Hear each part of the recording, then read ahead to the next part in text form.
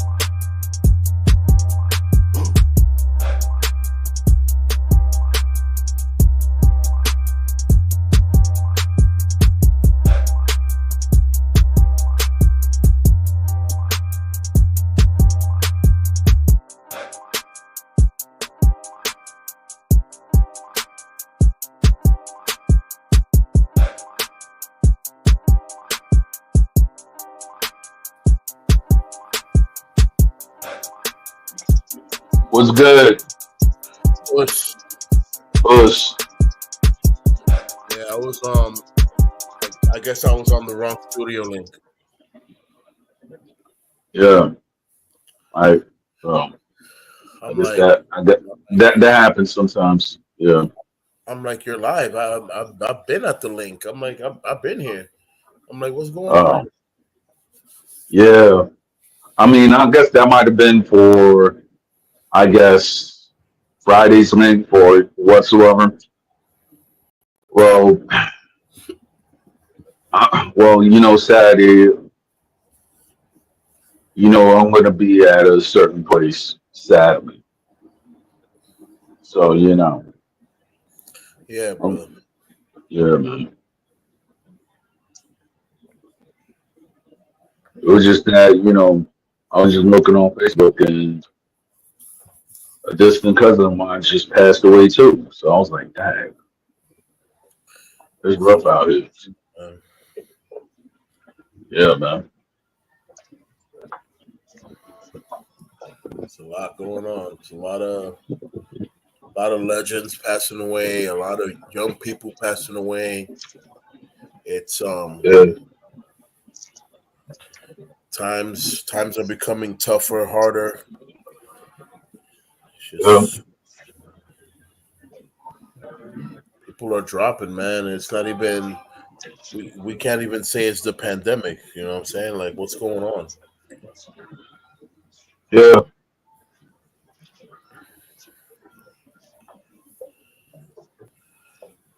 For real, yeah, man. for real, for real. But my heart goes out to you. You know what I'm saying? It's a lot. I know there's a lot of loss right now, and Yeah, I mean, as you know, I did lose my mom and my dad. So, I took my mom's passing very hard. I took my dad's passing hard too, but not like as hard. So I guess that somewhat or some way, I still miss my parents. right. But this passing actually shocked me because me and that relative we were supposed to meet and everything like that. But then when I actually heard it from the grapevine of what happened, I was like, "Dad, I don't even know. I don't even know the details or anything like that." So it's like I don't know who's gonna be there or anything like that, but I just know that I have to show my face. That's right. Yeah, That's right. Um, there's been passing in our family as well, I'm and sorry for your loss as well. so this month this month started off already with a quick left hook followed by a body shot, and I'm breathless. Wow. So right now it's like everybody's hurt to a certain degree, and Oh yeah. you Oh, know, oh yeah. Oh yeah. And sorry to say, it's going to be the first year anniversary of your relative. Cisco, Uh, yeah. yeah, may he rest in peace. In the Yeah. brother, May you rest in peace. Yeah. I mean, that dude right there. Me and him, we always used to talk and everything like that. Very respectful whenever me and him used to talk. And that joint just when I first heard that joint, I was like, no. I mean, because as you know, you have like he was one of the first pioneer when you actually talk about the New York City urban movement when it like his company ESP 51 was like actually one of the first that actually brought out like most urban artists that we know now and everything.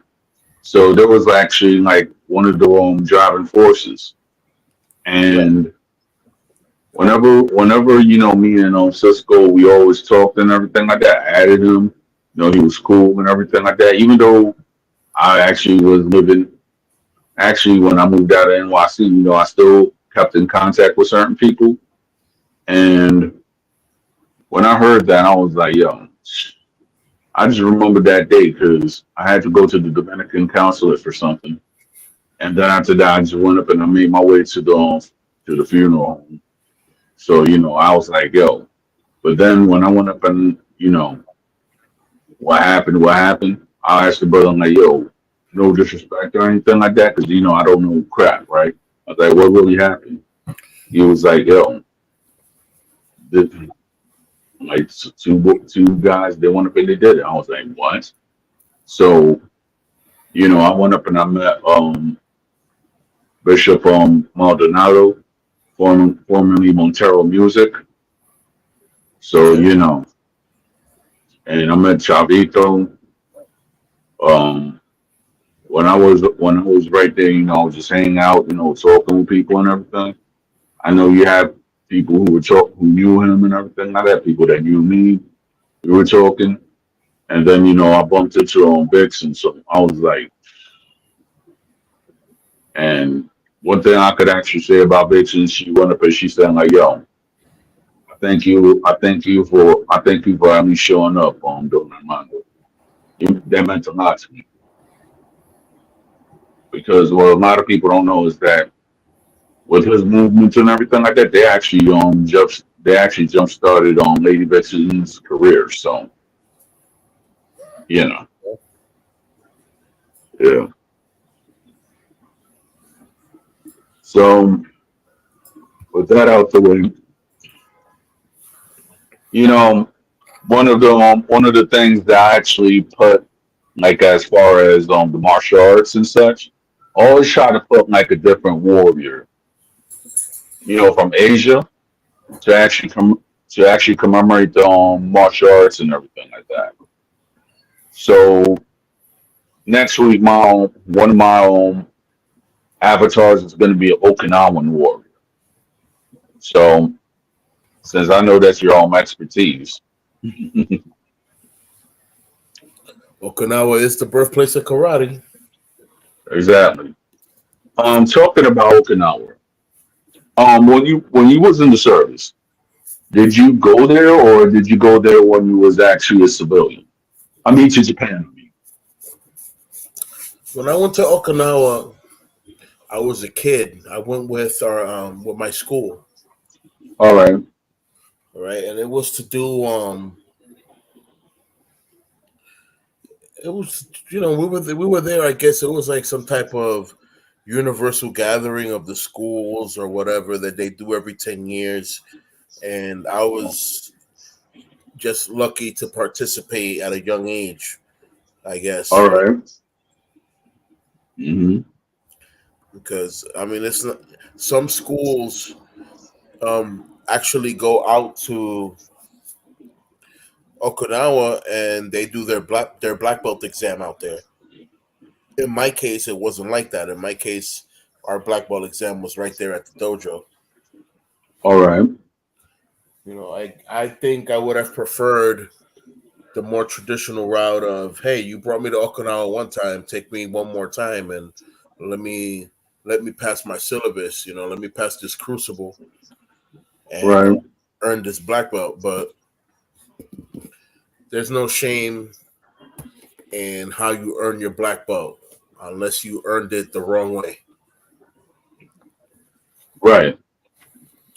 So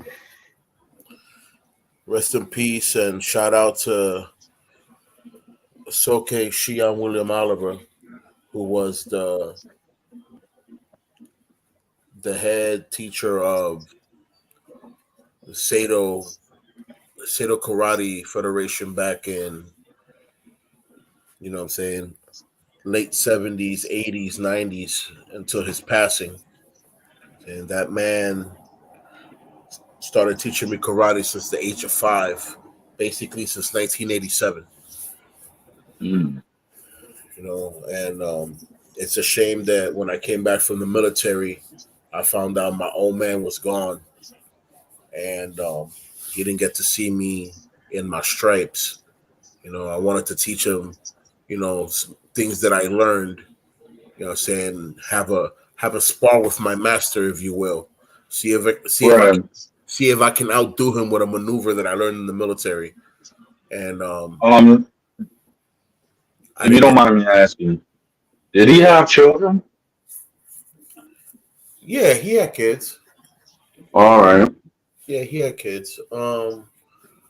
I don't know where they are because I went by the World Sado Karate thing they have on, I think, 14th Street or 23rd Street, and Mm-hmm. I went upstairs and I didn't speak a word. I went upstairs and looked at pictures. Okay, I looked at pictures. I looked at walls. I looked at murals. I looked at trophies. I look. Nothing that I remember or anything that was from, pardon me, anything that was from the old dojo of 100th Street and Broadway. Nothing is there. Like there's no history of that there. So how is that All right. a World Sado Federation dojo and it doesn't have any of the origins of the dojo of 100 and Broadway? That just it baffled me. And I walked right out. Someone tried to talk to me, and I looked at them and I bowed. I said, "Us," and I just kept walking. I guess they figured not to talk to me anymore after that because I meant business. Right. Yeah, But I was literally upset.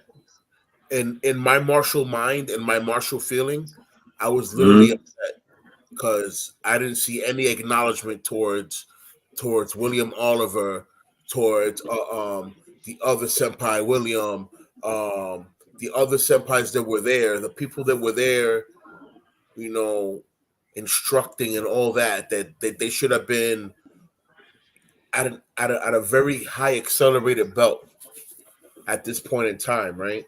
I didn't see right. any history of any of them anywhere in Right. there. I was like, huh? Yeah, I was molesto. Got you. So as as you know, as a practitioner of anything like that, um, let's see. What I'm trying to see. Now if I just went up and I had like the pictures that I've actually caught, which was on the internet of your late master. Yeah, I mean, if I was you, I'm not gonna. I'm just saying, like maybe in your lifetime, if you can, you might have to go to Japan and say what it is, because I don't know what the syllabus is out there in Japan or anything like that. But I think that maybe you should actually bring that to the table. Like like the concern and everything like that, because up to their attention. yes, because my thing is this, right? And I'm not going to go around and say, because I guess every martial federation is different. But if you actually look at certain martial organizations, right, and it depends on who taught you that style, etc., etc. If they have like a federation of that, I think you're a second degree black belt in that system, right? Right. No, So, I'm a first okay. degree shodan. Oh, okay. You're a Yeah, first degree showdown. on Okay. the Marine Corps. All right. So with that rank, you just say like, okay, this is the school that I'm there and everything like that. You just say that I'm bothered that they didn't go and show the history or nothing like that. So as as I as I think as a federation, I think they're gonna actually lay the law down. I don't know how it works. So maybe you will know more than me, but I'm just saying just bring that to awareness. And I can help you with that if you need it be.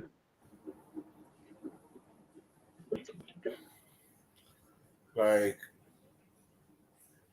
I've gone to schools where there are different systems, right? And when you go in there, you see you see the history, you see the origin stories, you see branch offs where they branched off to, what other sister dojos they may have, or daughter dojos that they may have, or whatever system birthed their system. So in my case, you know, in my old school on 100 and Broadway, there was a whole slab of wall that was just history, and Right, it showed how our system came from a man who studied Kyokushin under right. Master Yama. Yeah, That's we're talking about the legendary God Hand of Karate, Maso Yama, that used to yes. chop the horn off a bull in one shot. Like, Yep. that's not humanly possible. All right, Mm, let's ask Maso Yama. Check this out. This man Genryu would just grab it. Pwah! I'm like, nah, bro. You don't want to get hit with that. mm-mm. If it could do that to a bull, that's literally a rock. Right. But talking about the other masters, right?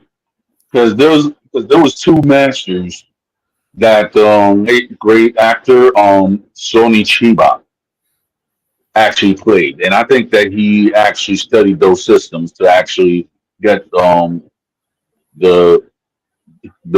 things down pat. Yo, Demo Mio, man, yo Sombra, Pepe was good. Yo, he's a he's a he's arte marcial también, bro. Tell him to Straight pop from the up. capital. Pull Yeah, up. that's what I'm gonna do. Pull up on the show, bro. Us. Yep. Us. Yeah. Yeah, man. Pull up on the show. Yep. Listen, I'm not too worried about how people are doing with their schools, because honestly, if that school downtown is a branch out, and the person that started that school wanted to start that school with, just a fresh outlook, and this is Sado, of this is my life of what I've learned in Sado, then hey, I get it. But if you're gonna say Right.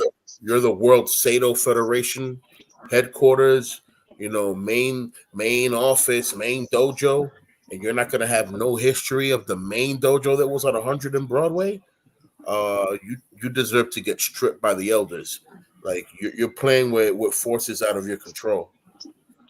Yeah, but then you have to look at certain stuff too. I mean, like say for example, and and you might have people who are like of the systems and everything like that, but you might have like a young master, right? That might have not known the history or something like that. I'm just saying, it just be a whole bunch of variables to All right, this. Because I'm gonna pause you right there. all right, Variables happen all the time, and that's fine. yeah, But guess hmm what happens though? If I go to a variable Sado karate school, guess what's gonna happen when I go there? When I see their history line, the history line is gonna say the exact same thing. It's going to say that either that person came from a different school or came from a different branch that was Sado, but that came from Kyokushin, that came from Masoyama. All right. So it's still going to end. The history is still going to connect because Sado is one principle. All right. Sado branched off of Kyokushin, and Kyokushin branched off the Oyama system. You know what I'm saying? And all the students that were in Masoyama systems were trained by Masoyama. Right? So it's very different from, Right. oh, I'm from this school, blah blah blah. No, you're from a umbrella school, meaning you came from a school that was from a direct student, and there's a lot of honor behind that. So I get bothered when I see watered down schools that don't respect the history of where this came from, the people that sacrificed their life and soul and dedicated themselves to this, and then, oh no, oh, we don't remember that person, or we don't honor that person here. Why? Because it's about you. Who taught you? Why aren't you honoring that person in this dojo? I don't Mm. get it. Yeah, yeah. I don't. You know what? Now that you broke it down to me and everything like that, I wouldn't get it either. And me personally, if I was to actually do if I was to make one day have a have my black belt and everything like that, and if anything, and I would actually try to go and put the history of your master, you, whosoever, and I'll be like, okay, and then I'll actually get your expertise on how to do it. By okay, so where would you want this situated? Do you want this in a glass? Do you want this in a glass setting? Like, do you want the history right there, like from beginning to now?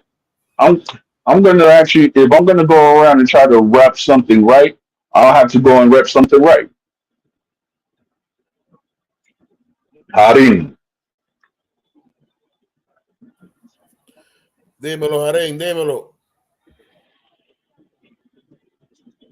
yeah. So now that you actually broke it down to me, My bad, bro. Yo, Sombra, you better be logging into the studio, bro. I think he's just watching from his job because you know sometimes when you need a job, you can't really be doing certain stuff. So That's a different ballgame. My bad, bro. Don't get in trouble. Don't yeah, get in trouble. Shout mm, out to you, though, us. us. I Jaren, mean, dímelo. yeah. So I know that on Saturday I'm gonna be a very busy man. But Okay, behind the scenes, they're gonna try to hit you up. copy. Yeah. All I'm right. I'm available, man. Just hit me up. Well, of course. So, what is your take on? Well, now that we're talking about the martial arts, what is your take on Vladimir Putin as a fellow martial artist? What do you want to know? All right, because I do know that in Russia you have a lot of martial arts. You have kung fu, you have karate, taekwondo, sambo. I think they have something called sistema. Mm-hmm. So I mean, a lot of people have actually called Vladimir Putin, since he knows the martial arts, they call him like, "Yo, that's badass," or or that's the tough leader," or you know, he's like the Chuck Norris of Russia. You know, this, that, and the third. I wouldn't put it past him. I'm gonna tell you like this, bro. That man was a KGB agent. All right. So it's Yeah, not out of all those systems you mentioned, I'm not gonna forget to mention these other two systems, which is Eskrima, which is the sticks, and they also hmm, do you said Sambo, you said Sistema. Um yeah, they do Eskrima, which is the sticks, and then right, they also do Salat. right, All right. And Salat is not like Kung Fu. It's not like anything else. It's very deadly on the deadly side. So yeah, having eight black belts, this is eight different systems. You have eight black belts and eight different systems. And you yeah, walk around with bodyguards that you really don't need because you could probably kick ass faster than them. And yeah, that's That's him. That's his life. The man, Exactly. he's not. ¿Cómo lo, cómo lo digo sencillo? This is the most easiest way to put it. The man is not an office man. He is Right. a field man. That's a perfect leader to me because that Yeah. means he knows what a soldier's gone through. He knows what a soldier goes through. He knows what it is to be on the field, to miss home, and to understand that the mission comes first. That's a good Yeah. leader, as opposed to these people that they came from a nice university and they want to go sit at the Oval Office to look pretty. And oh yeah, well I'm the president now, and okay, whoop de doo, Sherlock. What have you ever done? Oh, nothing but make money. Oh, okay, that doesn't mean you're a good president. Making Mm-mm. money make you a good president. Mm-mm.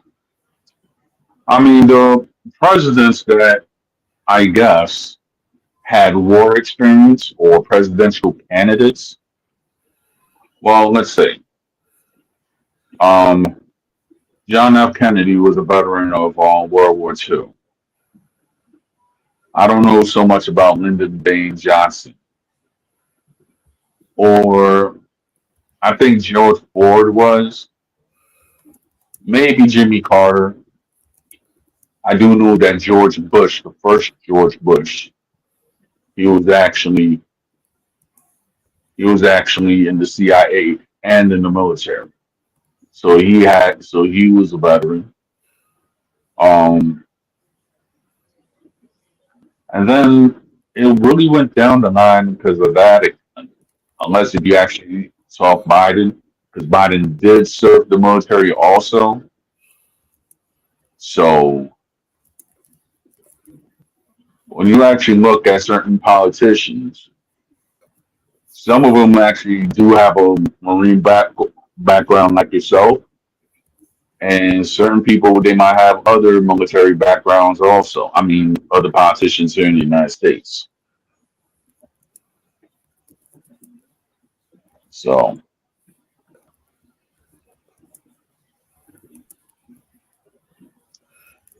I'm but over I here. do, but I, I'm over here but I do typing. believe. I'm All over here right, typing in my WhatsApp desktop app, right. so I could do three things at once.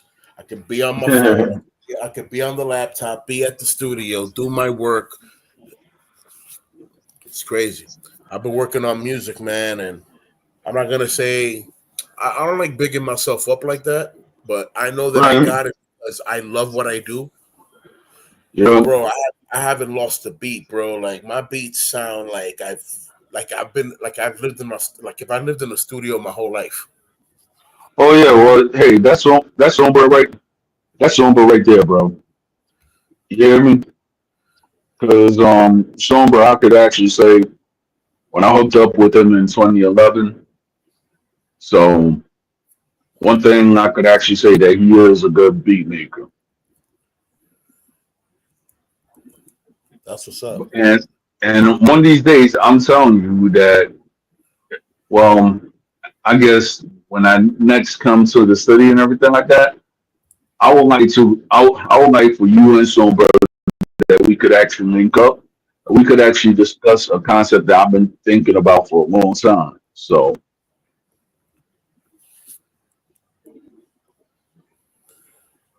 That's what's up, bro. oh, I talked to Take. It was like I guess last week or something like that.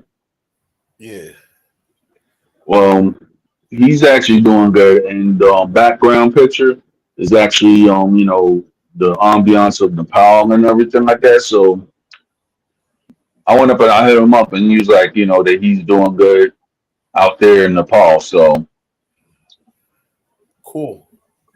but and then I had to let him know something because it actually affects his system. Since he is a fifth degree Dan in Taekwondo. Yeah, I heard of Shout that. out to shout out to Mendoza Life for bringing this. Apparently, there is a Taekwondo master that went up and got convicted of creep activities, and now since I guess he's out because of his creep activities. Freak activities. I said, "Creep." Everybody's getting caught up in the Diddy, huh? This is some craziness. Yeah, but it's like you have certain people that this guy on McDojo, he actually exposes those guys, and it's to the point, that they actually they're actually getting these guys on creep activities. But the thing is though, this guy is allowed to even have the school. Now, when it was show, I'll show you the article later, Pete. So Yeah, therefore, the McDojo life. Shout out to that channel also. yeah. Shut up. Even though I'm not big yet, but I'm gonna always shout out that channel because he actually brings awareness on stuff that as martial artists we gotta look out for. Yeah, So man. That's a yeah, that's one of the key features of the community, bro. Like if you were to ever go to Japan, not mainland Japan, let's say if you were to ever go to Okinawa, the right. villages were protected by by the disciples of the schools. You know what I'm saying? Hmm. Pirates aren't just on water. There's pirates on land as well, and there used Oh to be yeah. gangs of pirates that used to try to raid villages. These students Hmm. were the ass kickers of these pirates. So yeah, it's a very community center. You know what I'm saying? Art, community unity. Yeah. Hmm. So back to what I was saying, that this guy is actually permitted to actually run the school, even though he was convicted of creeper activities towards children. So when I saw this, I was like, nah, bro. Like, nah. So I went up and I hit up Take. I was like, yo, Take, spread the word. I know that you're a fifth degree Daniel in your system, but please spread the word because this ain't going down, bro. I'm like, this right there is maniacal right there. I mean, you just don't do that. You know what I'm saying? So it's like to the point that I'm like, yo,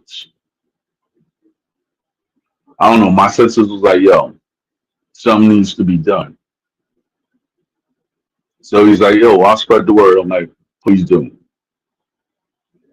Because if, because I'm not gonna, because you have different, and I know this because I used to take Taekwondo as a kid. You have different organizations. And I started doing my research when I was like maybe, let's see, 10, like 9, 10, 11, right? So therefore, I used to get Black Belt magazine and Kung Fu magazines every so often, right? And whenever I used to get those magazines, I don't want to and interrupt you. Mashion came out on Black Belt magazine for New York. yeah, wow, So because yeah, there was like a whole bunch of Kung Fu magazines. There was a whole bunch of martial arts magazines I used to watch, that I used to look at. But the thing is, though, it was like you're a kid and you're being Dominican. You didn't have how shall I say, easy as a Dominican American kid. You have no easy access to credit cards and all that stuff. So the only thing you could actually do was look at the magazine. pretty much. Yeah, that's when I was actually looking at. It was actually showing like Tyson, like how you could get Tyson videos. This was before DVDs, and there was actually talking about how you could get a video, and they would talk about Brazilian Gala fighting with capoeira. It was like a whole bunch of systems. I remember that as a kid, as a preteen, just looking at the magazines. That I wish I had some. I wish I had some of those magazines right now. Yeah, man. They were a staple in history. You don't even see them around anymore. I mean, yeah, because it's like if you look at everything that's going digital, right? Like you will have like maybe a subset of the population that might still That might still get a magazine to their house or whatever. But then that's it. Because mostly everything that a person will read is digital. Right. Yeah. They got everything digital now. Yeah, man.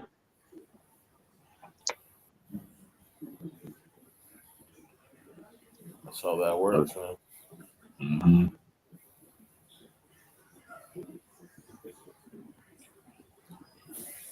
But yeah, man. What's on topic today? Well, what's on topic is all right. The topic is Southeast Southeast Asian martial arts, Silat, Muay Thai, whatever. Now, I wish I could actually get practitioners who are actually experts in those arts per se, but I actually failed in that.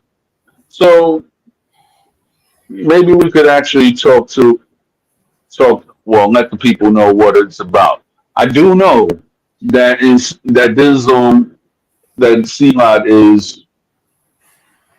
is actually taught here in the United States. Yeah. Now, the only thing is though, one thing that I don't really see that much of in the United States is Malaysian CMOD. Because I do know that CMOD is between like the southern tip of Thailand, maybe some parts of the Philippines Islands, Brunei, Malaysia, and Indonesia. So I do know, and I don't know if I'm butchering it out right. Yeah, you have Indonesian martial arts, more CMOT, and then I know there's like for the Malaysians it's called CMOT Melayu. Hope I'm pronouncing it right. And I do know that in southern Thailand where they have like a little Muslim population, they actually have their own version of CMOT there too. Yeah. And even in Singapore, they have like their. I know in Malaysia that they have like their own martial arts. I guess the Chinese have their own martial arts, but they're saying that is actually fearing of dying out. They actually call it Kung Tao. And the reason why it was dying out because most of the people who were masters were fleeing the Chinese communists, etc. But the thing is though, that you have certain people like within Malaysia that may not be continuing the art and stuff. So they feel like, oh, this style is gonna die out or whatsoever the case may be. Yes, they do. I even saw a documentary of this kid that the guy was actually saying like, yo, I want him to lose at least 2 or 3 kilograms so therefore you can win the next fight. I was like, dang. That's I was wild. like, yeah.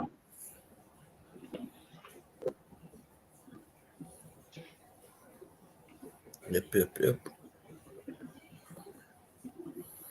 Mhm. I do know that even though these movies were less popular, right? That Indonesia they actually had like a little they had like a little movie scene. Yeah. Even though I could say that it was not up to American standards, because let's be honest, there was a time that Hong Kong movies was not up to American standards. So Of we're course. just It putting wasn't. out there.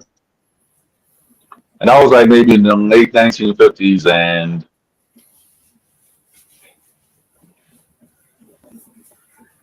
I guess that was the late 1950s or 1960s if I'm right about that. So with that said, that their style and whatsoever of movie making, the only way I could actually say that Indonesia went up and I guess they knocked up in that thing is when that British guy with the name Garth Evans or whatsoever the case may be went up and just made the raid one and the raid two in Indonesia. So with that said, Dangerous. yeah.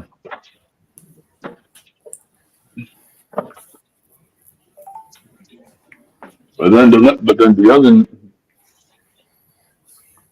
when I was looking at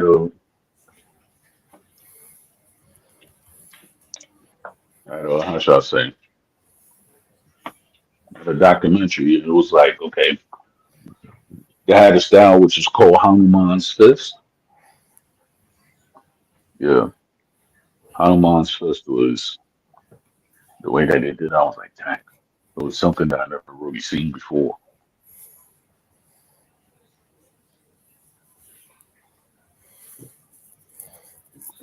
Yeah, I think it is.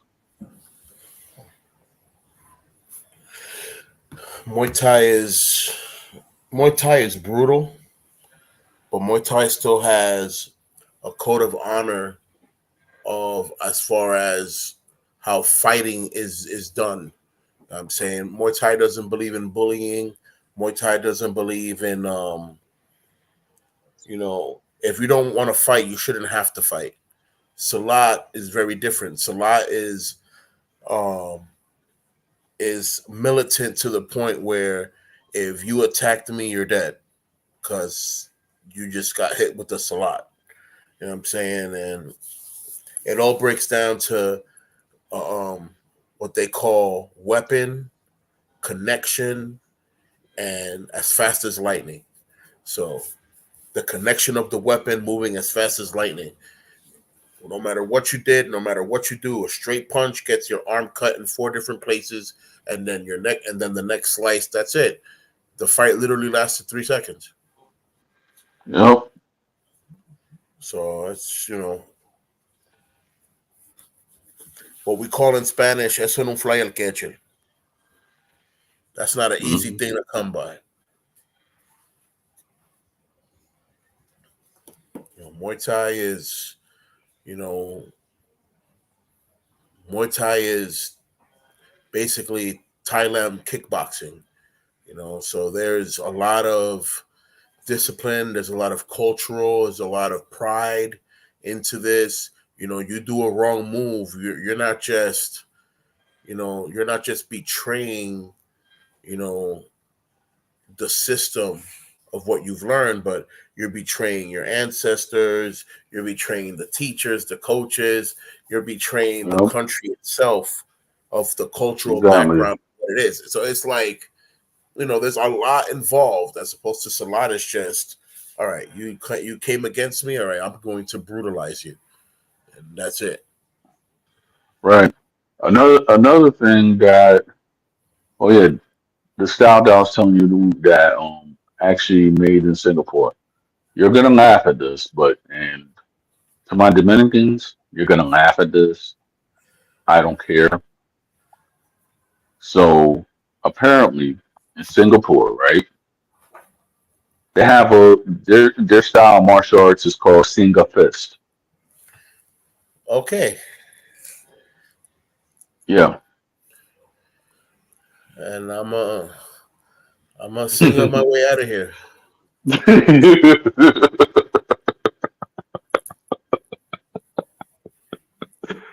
Yeah, well, that's what it's called because apparently, I guess in the 1980s, right? And I've actually watched a YouTube documentary on it. It looks like that most of the practitioners in Singapore, whether it be karate, kung fu, judo, I believe, and I think it was silat or another martial arts. I guess they came. I guess they came up. I guess they compared their styles and everything like that, and they made the hybrid style, which is called single fist.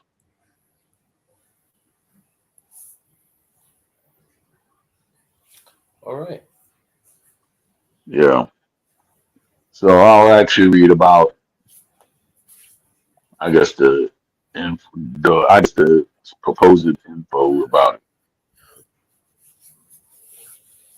Now, Singerfist, also known as Sinji Kwan, is a Singaporean martial art that combines 8 different martial art styles: Silat, Taekwondo, Karate, North Shaolin Kung Fu, Southern Shaolin Kung Fu, Judo, Aikido, and Sinambang. The Kung Fu Master Teo Chun Tek invented Singerfist in 1985, and thousands of students signed up for the classes at a time. However, only a small number of people practice Singerfist today.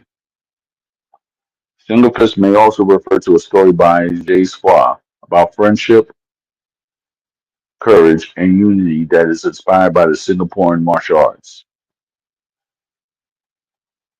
Well, I guess that's the technical definition from what I read.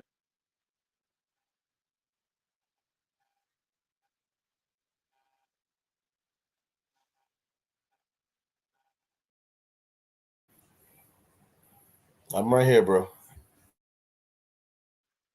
I just had to go and cut off because it was like you know one of those loud music blaring, so therefore I ain't trying to get a copyright strike. But in hindsight, I'm actually setting up my basement, and hopefully, like in 2 or 3 weeks, everything will be good to go. How's everything with your basement? Not basement. I mean, how's everything looking with your office, Pete?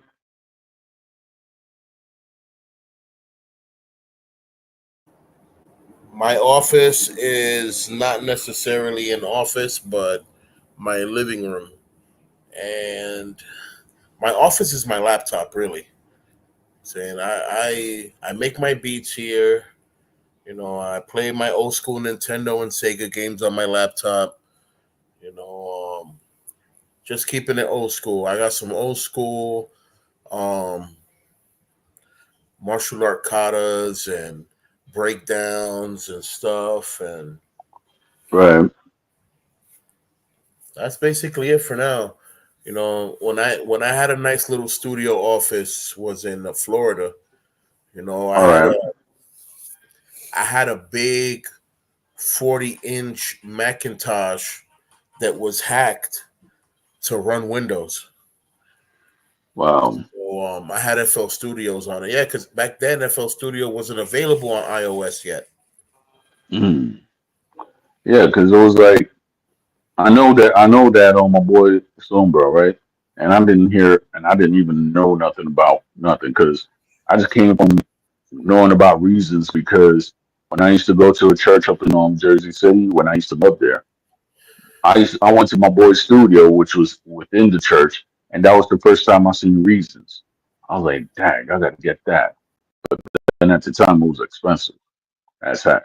So and then I've heard of FL Studio and such. But then the next thing I guess which was the big boy on the block was everybody was talking about Pro Tools this, Pro Tools that.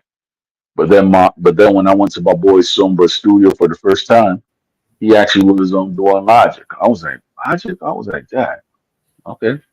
And then Logic, they, Reason, Sonar, GarageBand. There's so many DAW platforms, but FL yeah. Studio will always be my main platform. Yeah, I think I'm just gonna start with FL Studio. And then I guess I'll graduate myself up to other softwares because I do know Pro that Tools, when it was Logic, like Pro Tool, yeah, Propeller Head, yeah, Reason. hmm Yep. yeah, I'm not gonna say we've had this conversation before, but because this is a conversation we're gonna be having to the end of time, you know. But yeah, when it comes down to GarageBand and Reason and Albitron and uh, uh, yeah. They're very Yeah, templated. They don't let you produce at full creativity. Everything is, oh, I need a drum line. Oh, let's provide you with 20 different drum lines. I don't need you to provide me with 20 different drum lines. Provide me with 20 well, drum sounds and let me make my own drum line. yeah, it's like with like for example, right? You said Albitron. I never heard of that program. But the only thing that I've heard and I don't know anything about is Ableton Live. But I'm like, okay, I don't know which system that actually operates on. I just heard it because okay, people say, oh yeah, I use Ableton Live. I just don't even know what it still look like to this day. To be honest, I hear you. yeah.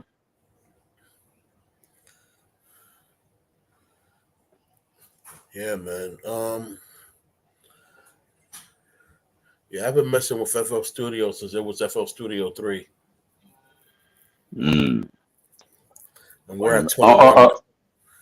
Yeah, 21. Okay, so all right, I'm trying to remember. The first time I saw Ramon and I's FL Studio was what year was FL3? FL3, if you don't mind me asking. I think FL Studio 3 was somewhere between 96, 97, maybe 98. Okay, so that will not be FL3 that I saw. Let me see something. Let me do some quick investigative work so I'm not talking out of my element. Right. F FL Studio 3 came out in.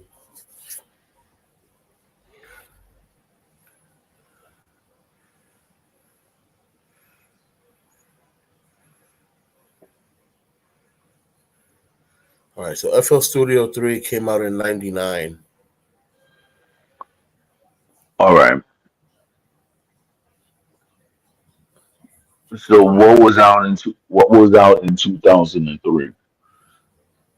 FL Studio 5, 6, something like that, or 7. All right, so therefore, I guess that was the one that I saw because when I went up and I first linked up with Big Daddy, right? Shout out to him, the Romeo de San Pedro. Shout out to Big So Daddy Yo. yeah, Big shout out. That's one of hmm I got a track or two with that guy. That's one of my guys. yeah. And you know what was funny, right? When he was talking about DJ Mafia, right? And I was like, okay, DJ Mafia, he actually gave me this stuff. I was just listening to it. I'm like, oh, this is nice. My mom, she never really approved of rap anyway. She was that old school. God Right. bless her soul. Bless her So soul. yeah. So me and my cousin we just look at it. It's like my mom was like, Mira, que vulgaridad. My older cousin was just laughing like, man, that is nothing. So okay. So I'm just listening to it and everything. The next thing you know, I'll say 2014 when I was just actually trying to get my job at the time. Let's just put it like this. My job at the time was people that that they'll actually hate. So I'll just put it like that. So while I was at like in front of Con Edison doing my job, I didn't work Con Edison. So I just try to get customers from there or whatever.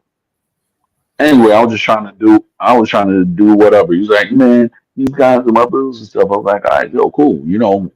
Man, who you? And me and this guy started talking. He was like, I'm DJ Mafia. I was like, wait, you're the DJ Mafia? I was like, bro, I was with Unimente up in San Pedro like years ago. It was oh crap, and me and him, we just actually broke bread and everything like that. That Right. was in 2014. So I don't know where he's at now, but but I am saying I did meet DJ Mafia in 2014.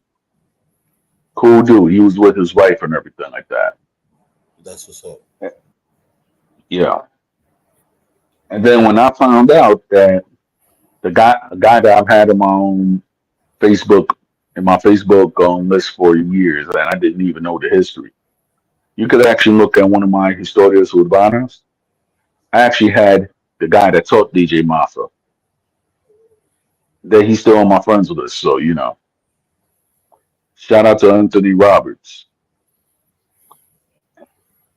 and he was telling me on how he actually learned how to be a engineer. Like he actually went to school for it in 1982. So therefore, I guess with his career of being an audio engineer, he actually worked for the likes of Luis Vargas, the late great Jose Tomateo, and he was actually telling me stories on how he had to go and try to get um, everybody in order. I guess Pepita the Pepita La Grande's band, and she had to go. And he was like, "Yo, her band." What he was telling me, he was like, "Yo, they love to play too much." I was like, "Dang." I was like, "Really?" And they actually and he had to go and try to calm them down. I was like, "Yo, chill." Like, "Yo, it's the American here," so that's what they called him. Mm. Yeah, It gets it gets crazy. yeah, man. And also he was actually breaking down the history of I guess the San Pedro studios. Little that I didn't know that you know he was telling me that before I guess the rap movement or so. He said that there was only two studios in San Pedro. Yep. It was like one I guess by a person from the West Indies that opened up there, and there was another one. And he was breaking down the history and everything. I was like, wow, I didn't even know this. Siete Catorce, the Siete Catorce Club had a studio. That's where Yeah. people were recording at. There was Hmm. also the studio in Telemacorrí that we used to use, but Yep. Siete Catorce was definitely the spot to go to. Hmm.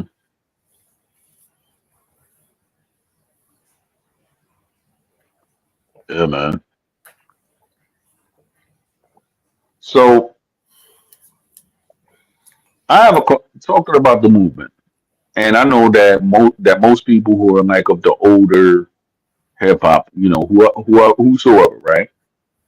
I know that most people they had like Tupac, Biggie, and Wu Tang as their influences, right? Right.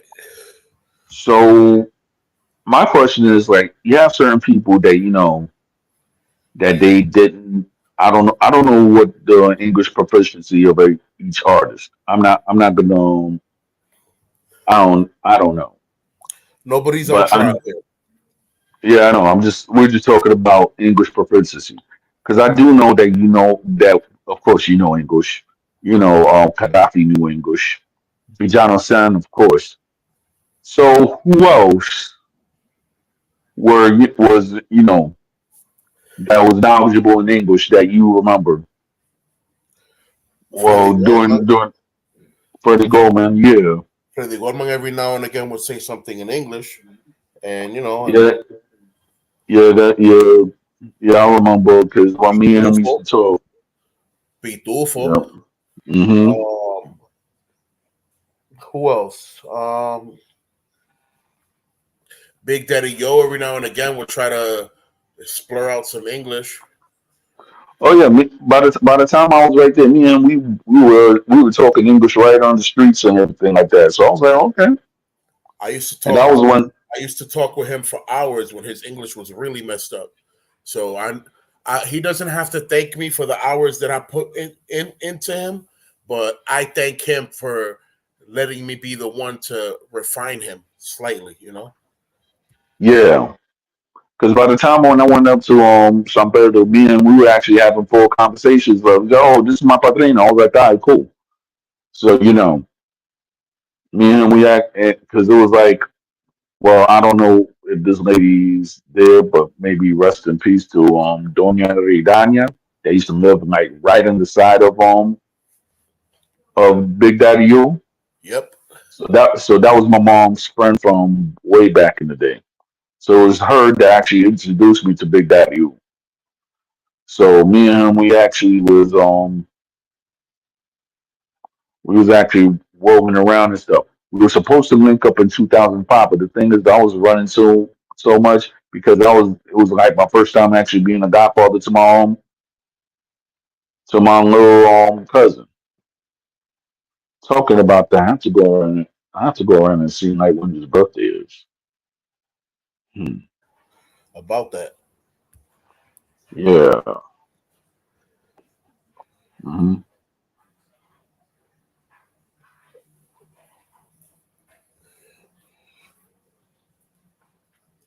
There it is.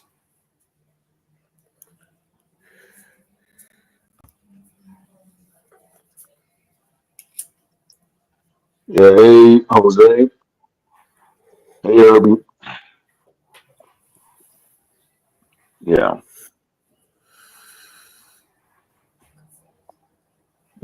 Yeah. Okay.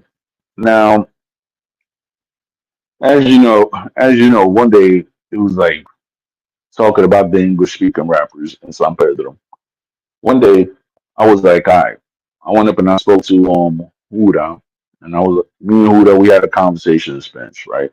And then he broke out in English. I'm like, hold up, you speak English? He's like, yeah, nigga. I was like, all right, shit, say no more. And me and Huda, we actually linked up. It was what year was it? We linked up like around 20. It had to be like early 2013. Then it had to be 2013, 2014. But then it was like 2014. It was like, and then he came back to New York like around 2015 because that's when he actually made a track with my homie Avalancha. So shout out to Avalancha from Jersey, one of the best one of the best producers out there in Jersey City.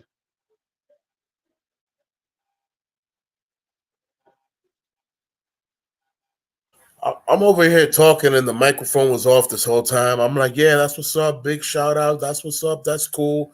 And I'm like, wait, the mic is off. Duh. That be happening sometimes. I ain't gonna front. So we still have to learn the tweaks and turns of StreamYard. It's not even that. You know what I'm saying? I'm over here in between muting if my kids are making too much noise, if the animals are making noise. Sometimes when the metro passes by, the Metro North, I'm like, I try to mute it. And it's like if I start speaking and it's on mute, I'd be like, wait, why isn't the bubble around my head moving? There's no audio. Oh, but you know what could actually remedy, I guess, those. Oh yeah, I know this for a fact that we have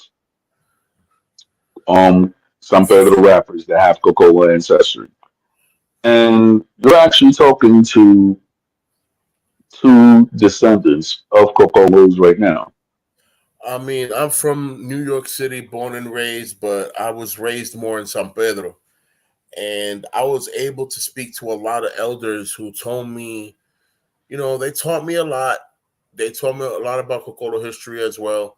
But at the end of the day, one of the main reasons why San Pedro has hip hop is because a lot of people from San Pedro, ever since the early 50s, have been going to New York and coming back and forth and back and forth and back and forth and getting their families and going back and forth and back and forth. So a lot of the youth brought back hip hop, and it was very easy. Back then, the demo tapes used to have the song and the beat behind it. So why not Yep. do something on it? And that's what happened. That reminds me of the bro from Miramar, Botica Original. Shout out to Botica. Yeah. Botica used Yes. to grab Yeah. the DMX beats, you know what I'm saying? And he would make his own Spanish hip hop track on it. You know what I'm saying? With his own Nice. style that nobody could say that, oh, he copied off of nobody. Mhm. So it's like that. That's how everything started in San Pedro. Because I remember even the Playero CDs used to have the Playero beats on the end, and people used to just freestyle, getting drunk down the street. Dad. You just brought it back. I remember when I was 16, and even though I didn't really know anybody because I only stuck with my family. But I remember when Pajero was blasting everywhere, man. It's huge. Everywhere. Yeah, man. And then you had two sides to that because you had the reggae side, which everybody loved, and then you had the hip hop side that only hip hop heads knew about, which was the industria. Yeah. And everybody, a lot of people were listening to industria because it was more rap, hip hop, Spanish hip hop style. You know what I'm saying? And Yeah. meanwhile, we were doing our own thing. San Pedro was doing its own thing. I wasn't hearing about other groups around the country doing Spanish hip hop or type of Spanish rap that we was doing. It started with San Pedro first. Yeah. I mean, like when it was like, okay, I was talking to one of my exes back in the day, and they was like, "Oh, this is a guy by the name of El Rubiote." I was like, "Okay." I started. I think it was. I think the line was "Ella está asesina." I forgot what the joint was, but I remember it was just one joint that he actually came out with, and it was at the time it was El Rubiote, and it was Don Miguel. I Okay. just remember I just remember it was like around the year that they came out. That had to be like around, let's see, oh 02. It had to be like oh 02, oh 03, oh 04. It had to be somewhere around that time. Man, I remember the songs that were coming out, I'm saying, for the 90s, man. I'm talking about when the Grupo Unido was out, El Poco Tiempo and all that stuff, when Danny and the Yep. Federales, when the beef with these people, it's crazy, bro. Like back then, the San Pedro songs, it wasn't limited. It was just that there was only certain groups that were out. Not everybody was Hmm. doing that. Not everybody was hip to an urban Spanish hip hop community movement yet. You know what I'm saying? And then Exactly. next thing you knew, everything blew up with Perfect Clan because Perfect Clan Yep. branched out faster. They branched out to other Yeah. places faster. Hmm. Vaquero de Sulao, started going to Spain. You know what I'm saying? Branching out on his side of the music. You know, Yeah. Villano Sam branched out by him as well. Rest in peace to MC Chaka Wakan, Hmm. Peterson. I'm saying I used to work with that man's father. You know what I'm saying? Yeah. That kid was like my cousin to me, and Yeah. things happen, bro, and it's ridiculous. But San Pedro's history, bro, as far as hip hop is concerned, I remember the first days of, what it was to walk from Barrio Mexico to El Toconal, to then walk from El Toconal all the way to Telemacorí. You know what I'm saying? Because we had the show from 6 to 7 called Hotspot, and it was Leo Yep. Vitini, Wakan, Neti, and me. Hmm. You know what I'm saying? It was me up in there. You know what I'm saying? Yep. Biano would come every now and again, but Biano was working the channel. You know what I'm saying? Biano All used to right. work in Telemakori. He used to put the shows that people were watching on TV. Yep. So, I met bro working there. You know what I'm saying? Besides the fact that me and him went to the same school, shout out to Juan Pablo Duarte, Colegio Aventita, Juan Pablo Duarte. Um, yeah. So, bro, it's a beautiful thing, man. Many sacrifices were made, a lot of connections were made. You know what I'm saying? A lot of people, not just displayed talent, but you know, were fruitful enough to branch out in different ways. You know, Yeah. los federales se pegaron en el país, right? Like the federales were being heard all over DR, but they weren't really being heard in New York. They weren't really being heard in Spain. They weren't really being heard like that. You know what I'm saying? You know who was Yeah. being heard in Spain? Perfect Clan was being heard in Spain. You know Yep. what I'm saying? Vaquero was being heard in Spain. Villano Sam was being heard in Spain, and then you had Yeah, all these people from the capital that started going to PR and started doing their own thing and branching out. Morsa La Para, Arcángel, que si yo qué, que lo otro. But everything yeah, really but started with San Pedro, bro. yeah, and I got him. That dude is like, if you actually look at him, right? I got him is like, I mean, you could actually say that that he has good management, which was his mother. And you know what his mother was. His mother was a member of the group Las Chicas del Gang. I had no idea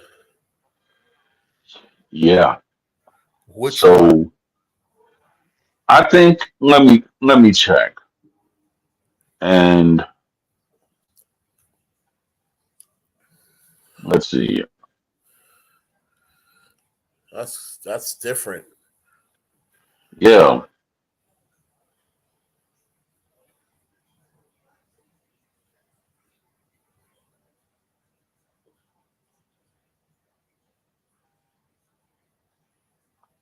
So his mother, well, her name is Carmen Rosas.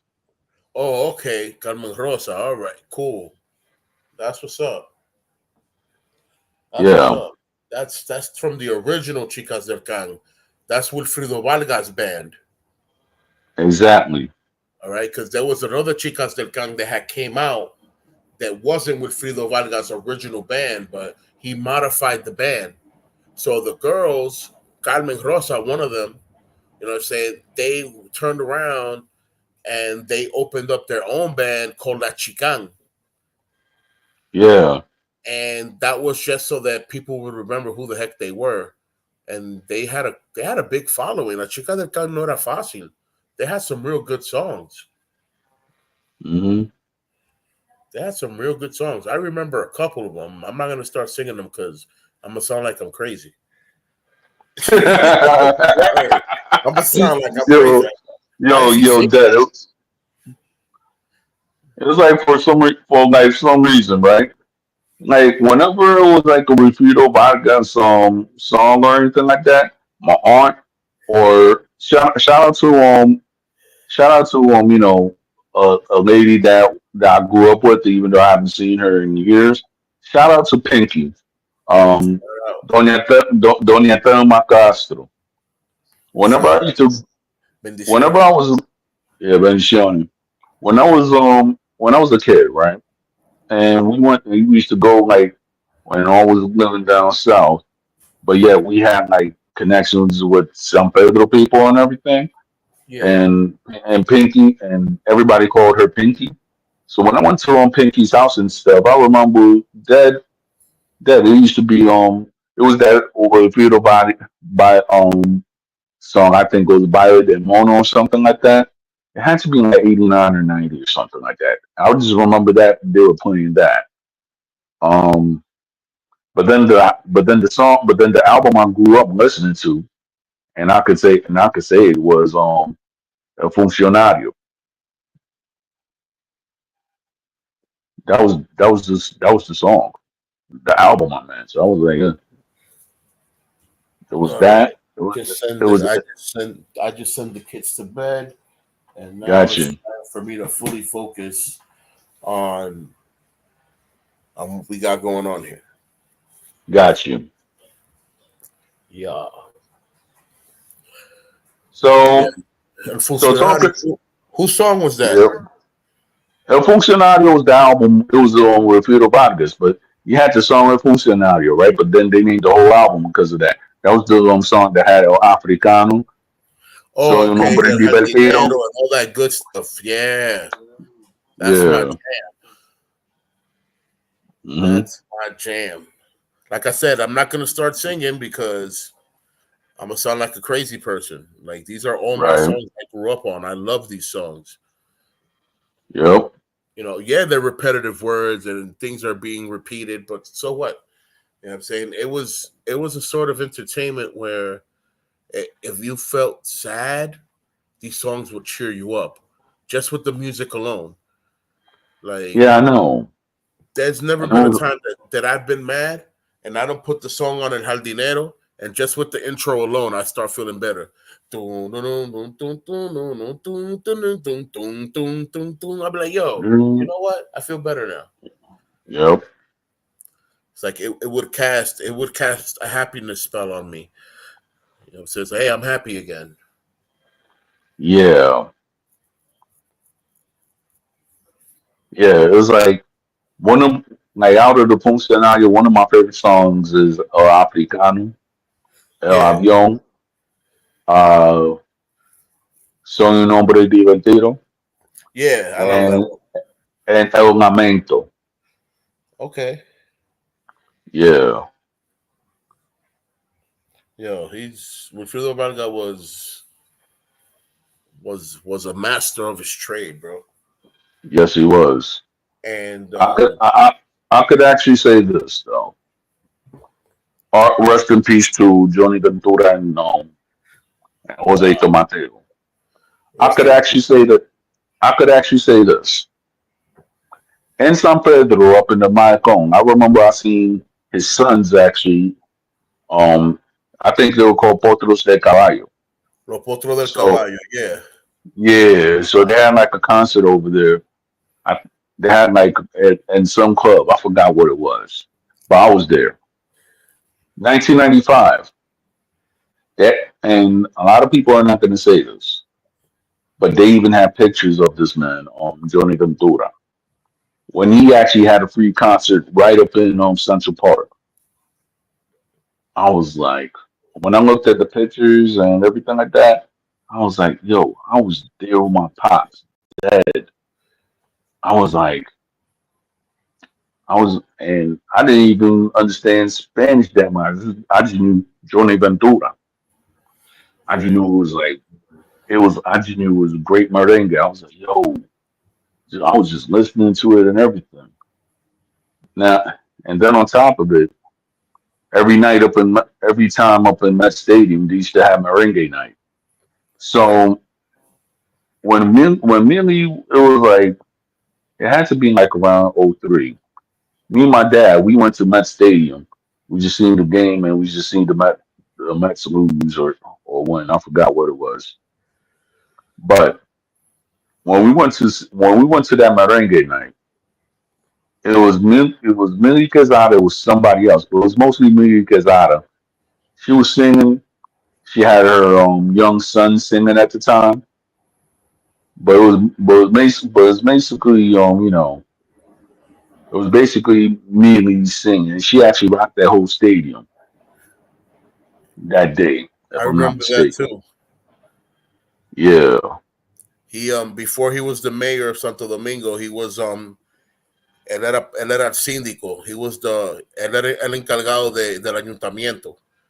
So yeah, he was doing that first, and then he ended up becoming the mayor of Santo Domingo, which was like, to me, an honor, man. Because to me, that man was a legend. That man was a legend, exactly. bro. And then when it was like the Huracan, I think it was George or something. No, wait a minute, was it George? No. Oh, wait a minute. It I wasn't get my the R for George. yeah. Okay, so all right, this one, the hurricanes, I get mistaken, right? Because I knew that there was one in 1978 that went up and messed up all the old Sansenón. records. Huracán No, Sansenón. Huracan Sansenon was in actually 1930. It was a year after my aunt was born, because my aunt was born in 1929. So therefore, Huracán she Sansenón. nah, because Sansenon actually happened in 1930. And there was actually a merengue that was sung about Sansenon David, by Huracán David. Yahuda Khan David was in 1978. That was the one that went up and I guess messed up all the ancestral papers. This is what my mom told me Right. of I guess of San Pedro and maybe the And Dominican the Republic. capital. Yeah, Yes, it flooded out that side of the island to where the water was shoulder high for 14 days. yeah, That's kind of bad, Yeah, it is. especially when there wasn't really computers at the time. So there was no stored data. Anything that was in files washed out. Yeah. Wild, just wild.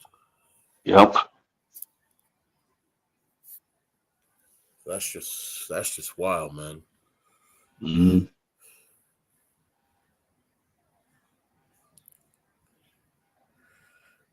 Yeah, man.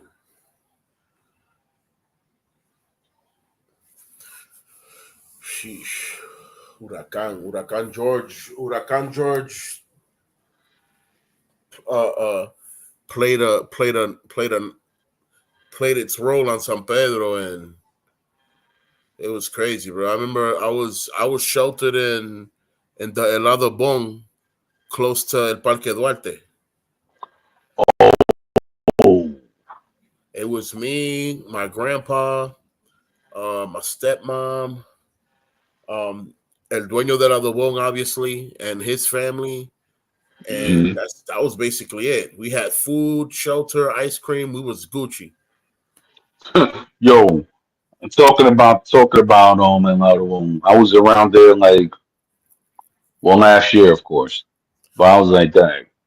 One thing I could actually say before I even leave Dominican Republic, let me have a him out of home. That's it.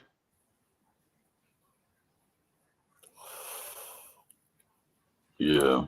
El lado El Polo, man. I remember El Polo was very good. And then they turned around and they monopolized and turned to Helados Nestle.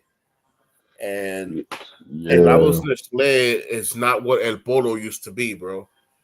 El Mm-mm. Polo El Polo was like Baskin Robbins, bro. They had 31 flavors and every flavor was banging. Helado Yeah. Nestle literally has like 12 flavors and they're too bougie. They pretend like what they have is the best thing in the world. They want to charge mad money for this stuff.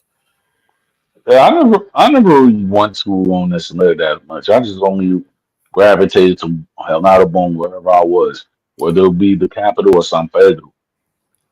The owner of that Helado Nestle in the corner, his name Hmm. was Alex, and he was the owner when it was El Polo. You know what I'm saying, and Alex used to be mad cool with us, bro. Like, bro, there were times that we would be out there, like just the los muchachos del barrio, and he would be like, "Oye, Yeah. ustedes tienen hambre," and he would order a pizza to get delivered from La Lata.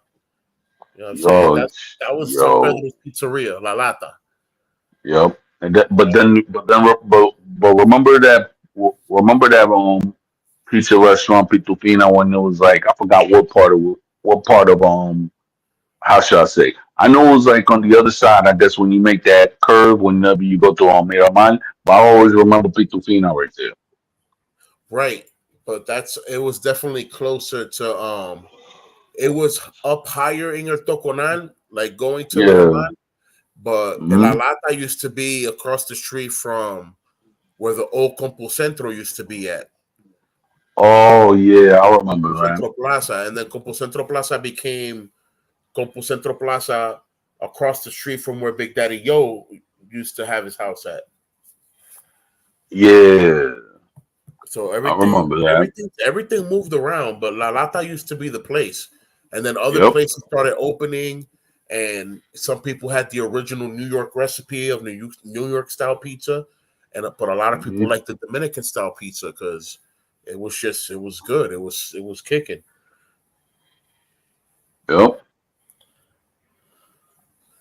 But yeah, man, I miss San Pedro a lot, bro. San Pedro is just like I say all the time. San Pedro is so rich in history and culture.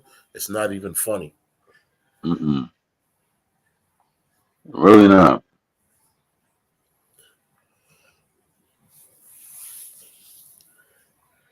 Yeah, man. I Yep. remember one time, since we're talking about artists and all that, I remember there was a time when Ruby Pérez used to live in the lado atrás del malecón, and whenever I'd go see my homeboy Fernando, there was one of my homeboys that was from New Jersey that lived in Yep. San Pedro.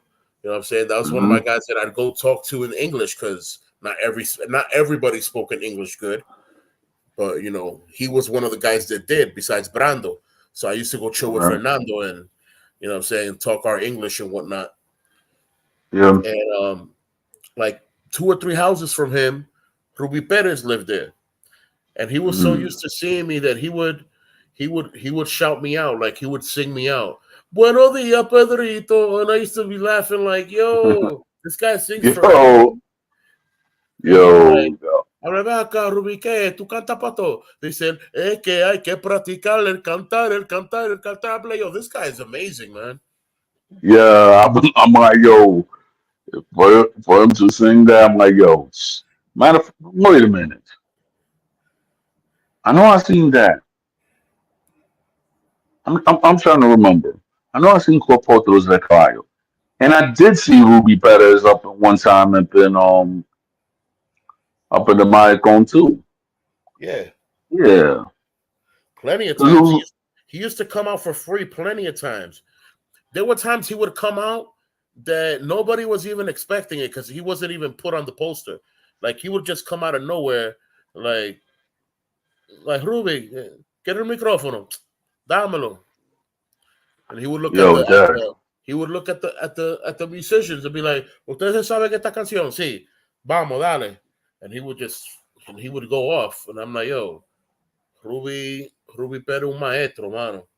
Ay, Yeah, hombre. yes.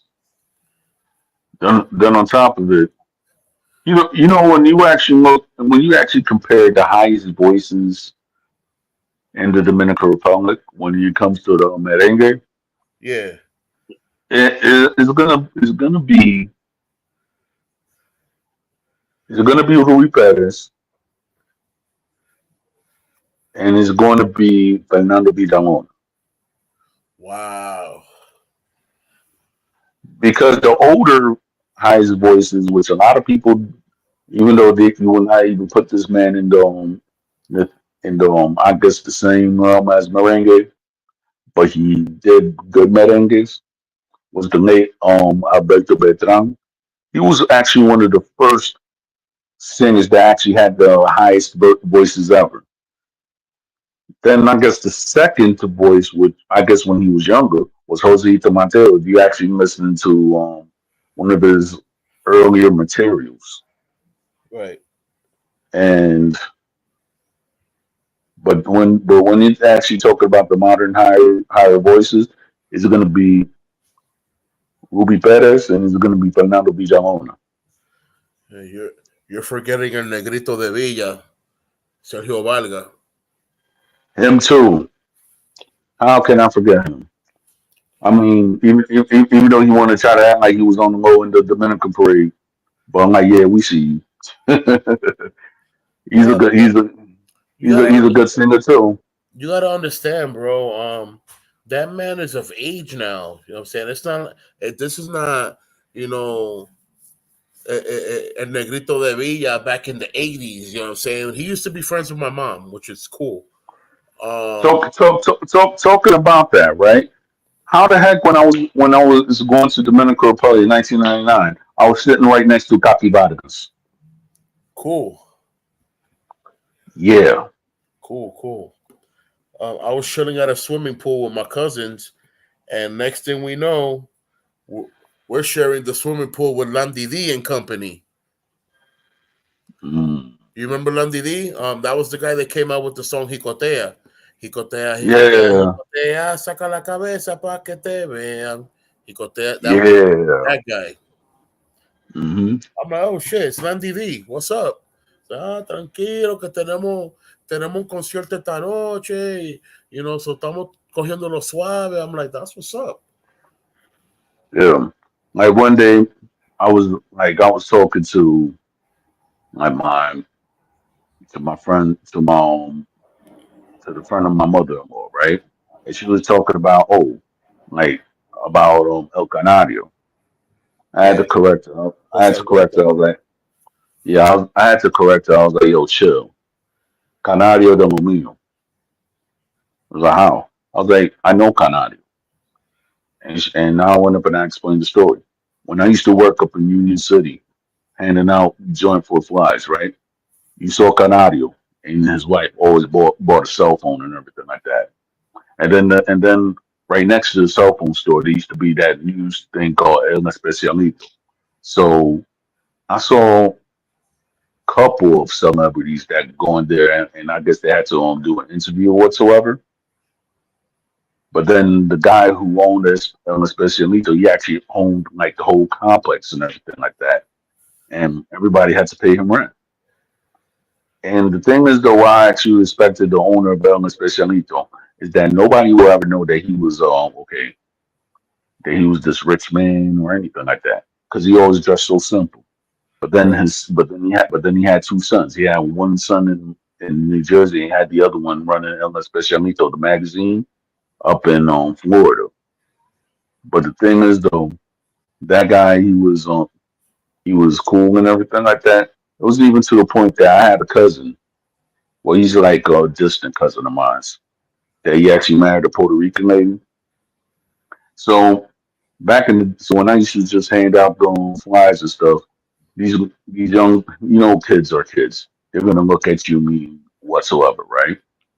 And they're like, "Ugh." I was like, okay, Shout out to El Zafiro because yeah, I bumped into him not too long ago in the Bronx, and I remembered his face, and I'm like, El Zafiro, and he looked at me like, yo te conozco, mijo. No, pero yo te conozco a ti, dice él. Sigue escuchando mi música, que vamos para adelante. Digo, okay. yeah. It's very sad what happened to his son, though.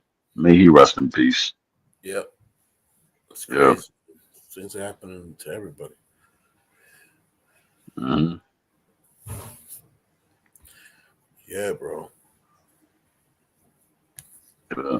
Um, what's going on over here?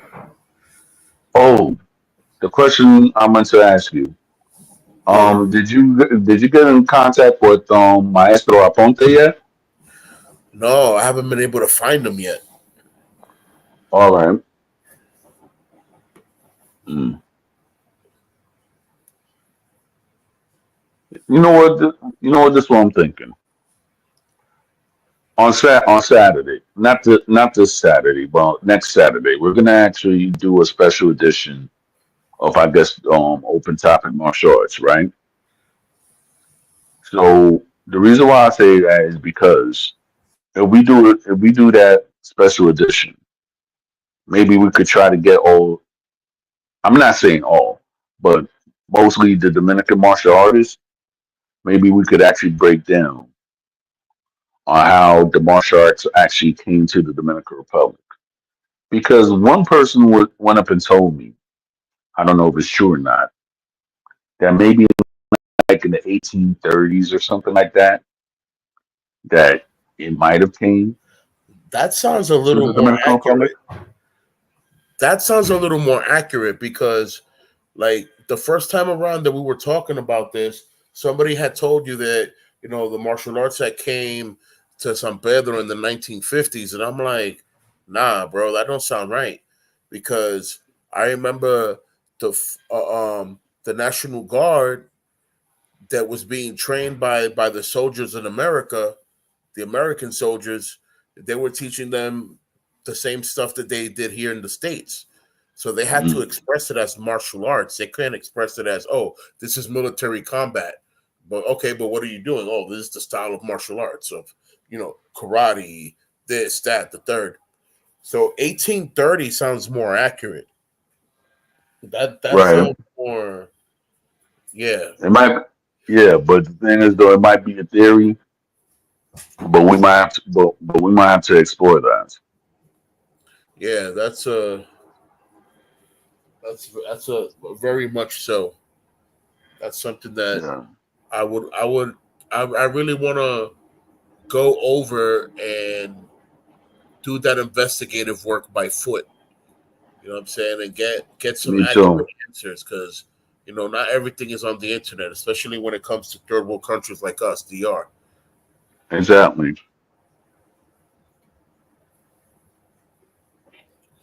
So it's nice to find some stuff on the internet every now and again, but not everything is there. Hmm. We live in the information age. That doesn't mean that we didn't live in an age where information wasn't available. So Exactly. there's tons of paperwork that I've lost in DR because of hurricanes. Tons of pictures that I've lost. Tons of notebooks where I wrote raps in. I remember I lost 8 notebooks in one storm that happened. I Wow. cried those notebooks because those were the notebooks that I wanted for my rap career, and I lost it. Yeah. So I had to Mhm. leave it. I had to leave it just like that. Pursue something else. Right. Of course, anybody can say, "Oh yeah, why didn't you just rewrite it?" It doesn't work that easy. Trust me, it really doesn't. And then there comes times where I'm writing stuff, and I feel like I'm writing something that I wrote before, and it jams me. It stops, and I stop, and it's like, damn, I just call writer's block because I just wrote something that I wrote before, and I don't feel like to keep writing because I'm gonna end up writing the same thing I did before, but I don't know if I recorded this or not, and it's like, oh, what am I doing? This is why when I go to studios or if I have a beat, I like to tell the people that are going to be on it with me what's going to be the main theme of the song. Like, what is our topic? I don't just want to split anything or baboseria like what they do now. Let's make a topic. Let's all 3 or 4 roll in that topic.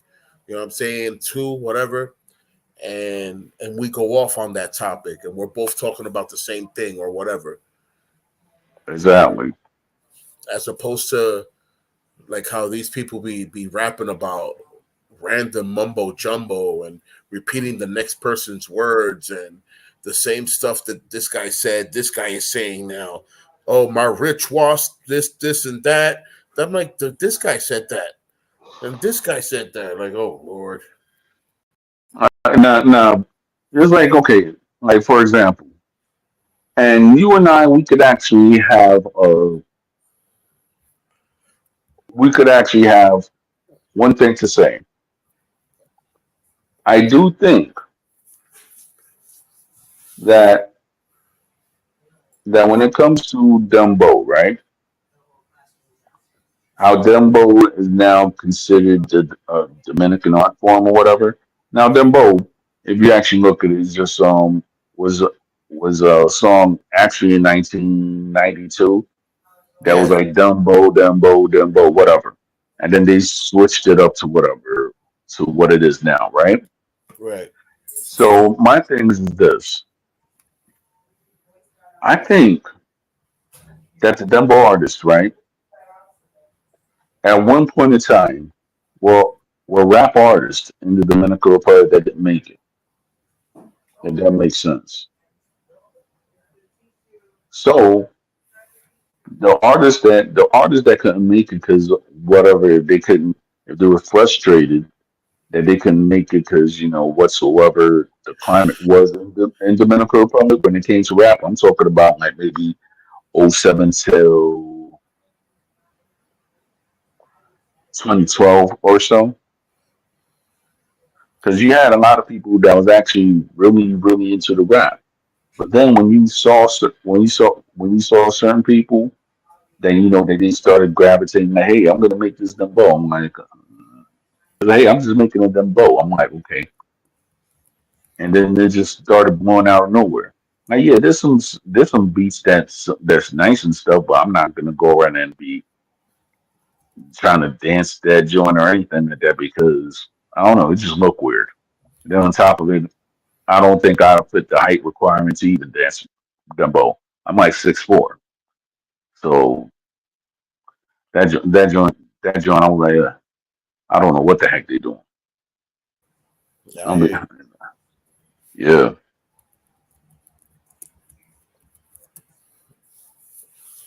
Yep, yep, yep. Yeah, big up. Shabba Ranks did make the original Dembo song. Dembo, Dembo, Dembo. And then Baby Shaba came for Playero and made the Spanish version of Dembo, Dembo, and all that good stuff. And then all of a sudden, next thing you know, DR said that that Dembo is a genre that belongs to the natives, and they started doing it too. And it's like, okay, that's great, but let us respect the origins of everything. Dembow didn't originate in Puerto Rico. Reggaeton didn't originate in Puerto Rico.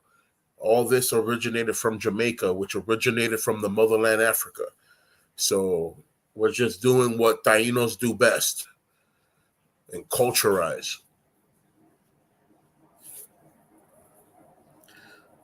So shout out to everyone who participated in building the culture of what reggae was, Spanish reggae, building up into reggaeton, building up into what is dembow, building up into Spanish hip hop, building up into what today's movement is, where with basically now it's urban pop, it's urban popular music, and that's what we're listening to now. Pretty much. I remember when there was a time up in New York, right? That when, because I used to really be with the reggaeton and such. So what happened was is that everybody made a reggaeton song in Puerto Rico, right? So therefore, if you wanted to go and get the real joint from Puerto Rico, it always came out 2 months before in Puerto Rico before it actually came to the States, and then 1 month to Dominican Republic before it came to the States. So by the time everybody was blasting, whatsoever by Nori and everything like that, I might have heard like maybe 5 or 6 tracks from Wisin and John Dev. And then by the time my Flow came out with the album in 2005, yo, you heard that joint. You heard that joint blasting every day, bro. Brother man, I'm gonna have to cut it short. I hear you. I gotta make some moves.